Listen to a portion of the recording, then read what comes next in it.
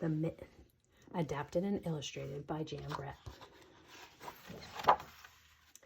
This is a Ukrainian folktale. Once there was a boy named Nicky who wanted his new mittens made from wool as white as the snow. At first, his grandmother Baba did not want to knit white mittens. If you drop one in the snow, she warned, you'll never find it. But Nicky wanted snow white mittens, and finally Baba made them. After she finished, she said, when you come home, first I will look to see if you are safe and sound, but then I will look to see if you still have your snow white mittens. So off Nicky went, and it wasn't long until one of his new mittens dropped in the snow and was left behind. A mole, tired from tunneling along, discovered the mitten and burrowed inside. It was cozy and warm and just the right size, so he decided to stay. A snowshoe rabbit came hopping by. He stopped for a moment to admire his winter coat. It was then that he saw the mitten, and he wiggled in feet first. The mole didn't think there was room for both of them, but when he saw the rabbit's big kickers, he moved over.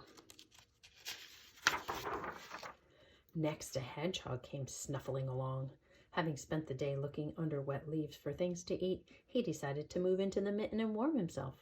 The mole and the rabbit were bumped and jostled, but not being ones to argue with someone covered with prickles, they made room. As soon as the hedgehog disappeared into the mitten, a big owl, attracted by the commotion, swooped down. When he decided to move in also, the mole, the rabbit, and the hedgehog grumbled. But when they saw the owl's glinty talons, they quickly let him in. Up through the snow appeared a badger. He eyed the mitten and began to climb in. The mole, the rabbit, the hedgehog, and the owl were not pleased. There was no room left. But when they saw his diggers, they gave him the thumb. It started snowing, but the animals were snug in the mitten. A waft of warm steam rose in the air, and a fox trotted by, stopped to investigate. Just the sight of the cozy mitten made him feel drowsy. The fox poked his muzzle in. When the mole, the rabbit, the hedgehog, the owl, and the badger saw his shiny teeth, they gave the fox lots of room. A great bear lumbered by. He spied the mitten all plumped up. Not being one to be left out in the cold, he began to nose his way in. The animals were packed in as tightly as could be. But what animal would argue with a bear? The mitten swelled and stretched. It was pulled and bulged to many times its size, but Baba's good knitting held fast. Along came a meadow mouse, no bigger than an acorn. She wriggled into the one space left and made herself comfortable on top of the great bear's nose. The bear, tickled by the mouse's whiskers, gave an enormous sneeze. Ah, ah, ah, ka-choo!